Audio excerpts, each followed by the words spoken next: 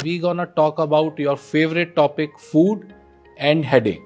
जैसे कि माइग्रेन है, एक तरह की सेंसिटिविटी है पर्सन की कि उसे हेडेक्स होती हैं, तो उसके ट्रिगर्स कई प्रकार के हो सकते हैं। कैन फूड्स नहीं करने चाहिए, wine, alcohol, specially red wine, साथ में अगर चीज और वो कर रहे हैं तो सारे ट्रिगर्स हमारे एक साथ आ रहे हैं। आप हेडेक डायरी बनाओगे कि आज मुझे हेडेक हुई, इतने घंटे रही, इस चीज से ट्रिगर आया, या मेरा ये कंडीशन थी, मैं आज स्ट्रेस में था, मेरी नींद कम हुई। तो कैसे हम आइडेंटिफाई करें, क्योंकि हो सकता है मेरे लिए चॉकलेट ट्रिगर हो, किसी के लिए कैंड फूड ट्रिगर है, किसी के लिए चीज ट्रिगर है, तो मैं कैसे पता करूंगा कि ये मेरा ट्रिगर है। Welcome to the next episode of Brain Talks and today we are privileged to have Dr. Isha Shukla with us. Madam is a very senior neurologist practicing in Gurgaon for more than a decade, and she has huge experience in treating headache and migraine disorders, and that's the topic for today. So we gonna talk about your favorite topic, food and headache, and how we can mix them or how we should not mix them. So madam, welcome and thank you so much for agreeing to be on the show. तो ये बड़ा आप practice में बहुत common सवाल है, जब भी कोई भी पेशेंट आता है आप दवाई लिखते हैं, मैडम परहेज क्या करना है, क्या खाना है। तो हमने सोचा आज बात इसी की करते हैं कि माइग्रेन के साथ क्या खा सकते हैं, क्या खाना चाहिए और क्या नहीं खाना चाहिए। तो आपसे स्टार्ट करते हैं मैडम, क्या आप सलाह देना चाहेंगी कि कौन से फूड आइटम्स हम अवॉइड करें और कौन से ना। थैंक यू डॉक्टर गौरव। ये माइग्रेन एंड फूड ये बहुत एक इम्पॉर्टेंट टॉपिक है, और इसमें अलग अलग टाइप की एक बिलीव्स और मिथ्स ये बने रहते हैं। जैसे कि माइग्रेन है, उसके मतलब एक तरह की सेंसिटिविटी है पर्सन की कि उसे हेडेक्स होती हैं, तो उसके ट्रिगर्स कई प्रकार के हो सकते हैं। तो ये जो फूड्स हैं जो कि माइग्रेन कर सकते हैं, या जो अगर आपको माइग्रेन है तो क्या फूड अवॉइड करने हैं और क्या आप सेफली खा सकते हैं, इसके बारे में भी डिफरेंट बिलीव्स हैं और साइंटिफिक डेटा भी अलग अलग प्रकार से है। तो जनरली जब भी मेरे पास माइग्रेन का पेशेंट आता है तो मैं उनसे सब ट्रिगर्स पूछती हूँ। भाई आप धूप में गए, आपको माइग्रेन हो गई, आपने कम सोए, आपको माइग्रेन हो गई, आप स्ट्रेस में हैं, आपको माइग्रेन हो गई। तो उसमें एक इम्पॉर्टेंट कैटेगरी जो है वो फूड की है। उसमें एक जनरल कैटेगरी बनी हुई है कि ये फूड जो कि हम हिस्टोरिकली और थोड़ा सा साइंटिफिक डेटा भी है जो हम जानते हैं कि जो कि माइग्रेन ट्रिगर कर सकता है। जैसे कि मैं उसके कुछ एग्जांपल्स देती हूँ। एक तो है fast food, processed food. Processed food means जो कैंस में मिल रहा है, जो आजकल पैकेट्स भी आ रहे हैं रेडी टू ईट, ये कुछ पेशेंट्स में उसका ट्रिगर कर सकते हैं। और ये जानना भी ज़रूरी है कि हर एक पेशेंट में वो ट्रिगर नहीं करेंगे। ये तो हम उससे हिस्ट्री ले रहे हैं और हम उन्हें कहते हैं कि आप इसका आगे के लिए रिकॉर्ड भी रखिए। तो अब ये जैसे कैंड फूड्स हैं, जब प्रिजर्वेटिव फूड, ये जो प्रिजर्व फूड्स हैं, उसमें ऐसी क्या चीज़ है, इसमें कुछ ऐसे केमिकल्स हैं जो कि माइग्रेन कर सकते हैं। जैसे कि जो नाइट्रेट्स, नाइट्राइल्स जो इसमें होते हैं प्रोसेस्ड फूड में। इवन जो जैसे प्रोसेस्ड लाइक बाहर की कंट्रीज़ में तो शायद काफ़ी चलन है कि वो प्रोसेस्ड मीट भी मिलता है, उसमें सल्फाइड्स होते हैं। तो ये सब कंपाउंड्स जो हैं वो माइग्रेन का ट्रिगर हो सकते हैं। इवन ये जो है मोनोसोडियम ग्लूटामेट जो कि एक प्रिजर्वेटिव है, जिसे MSG के नाम से कॉमनली जाना जाता है। इवन अजीनोमोटो में भी MSG है। तो यह भी एक माइग्रेन का ट्रिगर हो सकता है। जैसे हम पूछते हैं कि अगर आप चाइनीज़ फूड खाते हैं तो क्या आपको माइग्रेन आ जाता है। इवन ये अलग अलग टाइप के चीज़ भी मिलते हैं, लाइक एजेड चीज़ बोलते हैं, जो कि काफ़ी टाइम से रखे हुए हैं, उनकी एजिंग की जाती है, और अगर वो पेशेंट खाए तो उसको माइग्रेन हो सकता है। या कुछ चाइनीज़ फूड खाया उसके कारण हो गया। तो ऐसा नहीं है कि हर एक में ये चीज़ होगी, पर ये जनरली ऐसा हो सकता है कि उसमें ये ट्रिगर है। तो ये हिस्ट्री है, और हम पेशेंट को कहते हैं वेरी इंपॉर्टेंट, एक हेडेक डायरी बनाओ। आप हेडेक डायरी बनाओगे कि आज मुझे हेडेक हुई, इतने घंटे रही, इस चीज़ से ट्रिगर आया, या मेरा ये कंडीशन थी, मैं आज स्ट्रेस में था, मेरी नींद कम हुई। तो हम उसे कहते हैं आप 15 दिन बाद या 1 महीने बाद वो डायरी लाना, क्योंकि एकदम से वो हिस्ट्री क्लियर नहीं भी हो सकती है कि किस फूड से उसे आता है। तो बहुत ही इंपॉर्टेंट बताया मैडम ने, दो चीज़ें, फूड और हेडेक डायरी, दोनों के बारे में अलग अलग चर्चा करते हैं। तो फूड में जो प्रोसेस्ड फूड है वो बहुत इंपॉर्टेंट है, क्योंकि आजकल की हमारी यंग जनरेशन बहुत ज़्यादा सीख कबाब्स, ये जो हमारे गलौटीज आ गए हैं, जो प्रोसेस्ड आ रहे हैं, कैन में आ रहा है, हर चीज़ हम डाइट कोक, डाइट कैन उससे ले रहे हैं।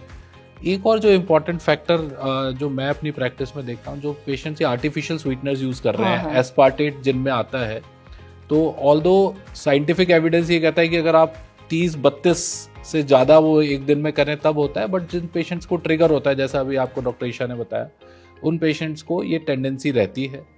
तो और जो मैडम आजकल क्योंकि हमारा लाइफस्टाइल बदल रहा है, तो वाइन एंड चीज़ पार्टीज़ बहुत कॉमनली देखते हैं, या आजकल जो कैफीन का इतना हो गया है कि हर जगह हमें स्टारबक्स, कोस्टा कॉफ़ी की बड़ी बड़ी कॉफ़ीज़ हम पी रहे हैं। ये कॉफ़ी पीने से हेडेक कम हो रहा है, वाइन पीने से हम रिलैक्स हो रहे हैं, स्ट्रेस कम हो रहा है, तो हेडेक कम हो रहा है या बढ़ रहा है? एक्चुअली जो फूड की लिस्ट है उसमें ये भी आता है कि जैसे ये रेड वाइन है, ये कॉफ़ी है, even these can be triggers. वैसे आपको बताऊं कि कुछ पेशेंट की ये भी हिस्ट्री देते हैं कि मुझे जब हेडेक होता है तो मैं एक कप कॉफ़ी ले लेती हूँ और उससे मेरा हेडेक दूर हो जाता है। तो कुछ स्मॉल अमाउंट में कॉफ़ी उन्हें हेल्प भी कर रही होगी। इवन कुछ ओवर द काउंटर ड्रग्स ऐसी भी हैं जिसमें पैरासीटामोल के साथ थोड़ी सी कैफीन भी है। बट इन जनरल मैं किसी माइग्रेन वाले को ये नहीं कहूँगी कि आप कॉफ़ी लीजिए और आपका हेडेक रिलीफ होगा। एंड कॉफ़ी भी अगर आपकी इफ यू आर टेकिंग 2 और 3 कप्स तो वो भी एक ट्रिगर है माइग्रेन के लिए। इवन ये वाइन और ये beverages, red wine specially, these can be trigger for migraine. तो इवन ऐसे पेशेंट्स को हम ये बता सकते हैं कि ये फूड का आप नोटिस करना, या वो अपने से हिस्ट्री दे रहा है तो ठीक है, और तो हम उसको नोट डाउन करते हैं कि आपका ये ट्रिगर हो सकता है। एंड इन जनरल मैं बताऊं कि ये माइग्रेन पेशेंट्स को जितना हो सके वो प्रोसेस्ड फूड अवॉइड करना चाहिए।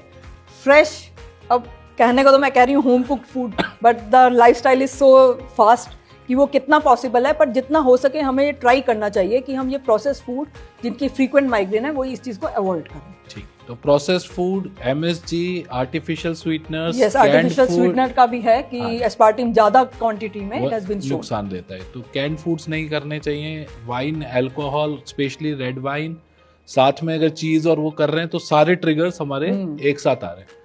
तो और एक चीज़ और मैं बताना चाहूँगी, ये तो फूड आइटम्स हैं। एक और जो मैं उन्हें इम्पॉर्टेंट एडवाइस देती हूँ कि आपकी रेगुलरिटी ऑफ मील्स क्या है।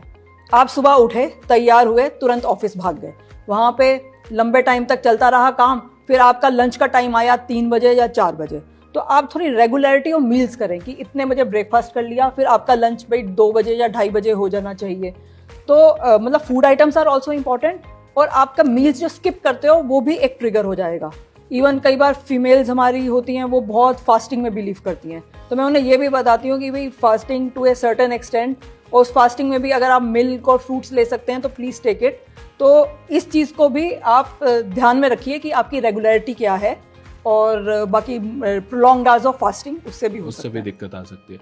तो ये इम्पॉर्टेंट पॉइंट है, बिकॉज क्या होता है, और अभी मैं जो कहने जा रहा हूँ वो बहुत लोगों को पसंद नहीं आएगा कि चॉकलेट भी एक मेजर ट्रिगर है, और आजकल सबको चॉकलेट खाना बहुत पसंद है। और बहुत कॉमनली ऐसा जो OPD में जो पेशेंट्स आते हैं, जो मैडम ने जैसे बताया कि सुबह भाग गए काम पे और उसके बाद जब बहुत तेज भूख लगी, आप तब तक स्ट्रेस भी ले चुके हैं, आपने खाना भी नहीं खाया है, आपने एक चॉकलेट बार या प्रोटीन बार खा ली और उसके 1-1.5 घंटे के बाद आपको माइग्रेन का अटैक आ गया। आपने कहा जब भी मैं चॉकलेट खाता हूँ ना मेरा ट्रिगर हो जाता है। तो वो चॉकलेट ट्रिगर नहीं है, हो सकता है चॉकलेट भी हो, बट ये जो आपने रेगुलरिटी नहीं रखी है खाने में, आपने स्ट्रेस ले लिया, आप हो सकता है धूप में भी चल के गए, तो मल्टीपल स्ट्रेस फैक्टर्स आपके ट्रिगर हो रहे हैं और उनमें से एक फूड भी आ गया। तो ये भी एक इम्पॉर्टेंट पॉइंट है कि किसी भी फूड को ये ट्रिगर घोषित करने से पहले हम देखेंगे और क्या फैक्टर्स उसके लिए कंट्रीब्यूट कर रहे हैं। क्योंकि कई बार मल्टीफैक्टोरियल भी है ना, बिल्कुल, कि स्ट्रेस भी है, आप नींद पूरी नहीं करते हैं, एक्सरसाइज का लैक है, तो one should address all the issues. तो इससे अब हम दूसरी चीज पे आते हैं, जो हेडेक डायरी आपने बात की थी, कि उस हेडेक डायरी से, क्योंकि अगर हम ये सारी चीजें ही रोज के खाने से हटा देंगे तो वो बहुत दिन चल नहीं पाएगा। तो कैसे हम आइडेंटिफाई करें, क्योंकि हो सकता है मेरे लिए चॉकलेट ट्रिगर हो, किसी के लिए कैंड फूड ट्रिगर है, किसी के लिए चीज ट्रिगर है, तो मैं कैसे पता करूंगा कि ये मेरा ट्रिगर है? तो कुछ तो उसमें वही है कि हेडेक डायरी पेशेंट को बता देते हैं कि आप चाहे एक प्लेन पेपर लीजिए चाहे डायरी लीजिए, उसमें आप डेट लिखेंगे, टाइम लिखेंगे, आपका अटैक शुरू हुआ, अब वो अटैक जो था आपका जैसे कितना सीवियर था, उसमें आपको 10 में से पॉइंट देने हैं। चाहे आपका सीवियर बहुत सीवियर है तो आप 9 देंगे, 8 देंगे, 10 देंगे, माइल्ड वाला है तो 5 देंगे, या बहुत ही हल्का हल्का 2-3 देंगे। फिर वो कितने घंटे चला, उस टाइम आपकी सिचुएशन क्या थी? क्या आपने पिछले दिन नींद पूरी नहीं की थी, या ऑफिस का बहुत स्ट्रेस चल रहा था, या घर में कुछ आर्ग्यूमेंट्स हो गए, या उस टाइम आपने क्या खाना खाया, आप रिकॉल करिए। आप उस खाने के कितने घंटे बाद आपको स्टार्ट हुआ, आप ये सब लिखेंगे। आपका अटैक कितने दिन चला, कितने घंटे चला, या कितने मिनट चला, आपने तब क्या टैबलेट खाई रिलीफ के लिए, वो लिखेंगे। तो ऐसे वो मेंटेन करेगा। ऐसे मतलब अगर वो 4-5 एपिसोड्स की भी डायरी मेरे पास लाता है तो मैं थोड़ा कोरिलेशन करूंगी, और अब मैंने उसे भी बता दिया है कि आप भी कोरिलेट करने की कोशिश करिए। तो इससे मतलब हमें डिफरेंट एस्पेक्ट्स पता चलते हैं कि पेशेंट के इवन फूड के अलावा और क्या ट्रिगरिंग फैक्टर्स हैं, तो हम उसको भी करेक्ट कर पाते हैं। तो ये है। तो बहुत ही इंपॉर्टेंट पॉइंट है ये हेडेक डायरी मेंटेन करने का, कि अपनी याददाश्त पे भरोसा मत रखिए। और आजकल सबके पास स्मार्टफोन्स है, बड़ा आसान है, नोट्स में जाइए, अपना हाथ के हाथ वहीं पे डिजिटल डायरी या डिजिटल नोट्स बना लीजिए, और उससे आप अपना ट्रिगर पहचान सकते हैं। कि मान लीजिए आपने कोई फूड कंज्यूम किया, आज आपने कोई प्रोसेस्ड फूड, कैन या कैफीन ज़्यादा लिया, और उसके अगले 10-12 घंटे में या मैक्सिमम से मैक्सिमम 20 घंटे के अंदर अगर आपको हर बार हेडेक होता है, एक बार 2 बार से नहीं, बट आपको बार बार होता है कि इसको लेते के साथ ही उसी दिन मेरे बार बार हुआ, और वो हेडेक डायरी से हमने देखा, तो वो आपका ट्रिगर पॉइंट में आएगा। एक मैं इंटरेस्टिंग मुझे इंस्टेंस याद आ रहा है एक पेशेंट का, जो कई साल पहले था। उस लेडी का ये कहना था कि अगर मैं फ्रेश फूड खाऊं, आज ही बना है, कुछ घंटे बना है, तो मैं ठीक हूँ। अगर मैं फ्रिज से निकाला हुआ फूड खाऊं तो मुझे हेडेक हो जाता है, माइग्रेन हो जाता है। मैं उसको इतना रेडिली बिलीव करने को तैयार नहीं थी। मैंने कहा नहीं, आप देखो क्या उसी से होता है, but she was pretty sure कि मुझे मेरा हर अटैक उससे आता है। अब एकदम से उसका साइंटिफिक रीज़न देना तो थोड़ा मुश्किल है कि क्यों ऐसा होता है, कि आपने कल जो कुक किया फूड वो फ्रिज में रखा है, अगर उसने वो खा लिया उसे हेडेक आ जाता है। बट एनीवे, जो भी वो हिस्ट्री देते हैं हम उसको इनकॉर्पोरेट करते हैं और हम उसे करेक्शन की कोशिश करते हैं। That is what I. तो मैं भी इसमें एक ऐड करता हूँ। मेरा एक बड़ा इंटरेस्टिंग पेशेंट था, वो कैंड बियर पीते हैं, हाँ, तब होता है, बट वो भी एक पर्टिकुलर ब्रांड की पियेंगे तो ही होगा, बाकी किसी ब्रांड के पियेंगे तो नहीं होगा। तो वो जो थोड़ा बहुत भी जो इनमें प्रिजर्वेटिव्स होते हैं, हो सकता है हर एक की प्रिपरेशन अलग अलग है, तो किस वो चीज से डिफरेंस आता है, ऑफ जो है वो आपको ट्रिगर कर सकता है। और वैसे सेम पेशेंट में भी वो एक टाइम वो ट्रिगर कर सकता है, दूसरी बार उसने वो चीज खाई या पी तो नहीं भी हो सकता। बट ओवरऑल आपको अगर वो लिंकेज मिल गई है तो आप उस चीज को अवॉइड करिए। और वैसे भी एक हेल्दी लाइफस्टाइल के लिए प्रोसेस फूड जितना कम हो सके आपको कम करना चाहिए। ठीक है, तो डॉक्टर ईशा ने बड़े सारे आपको अच्छे पॉइंट्स दिए हैं, कि मैं समराइज कर देता हूँ। जो ड्रिंक्स के अंदर कैफीन, कॉफ़ी, वाइन, अल्कोहल, और जो हमारे कैंड वाले जूसेस, सोडाज हैं, उनका कंजम्पशन कम रखिए, वो ट्रिगर्स है।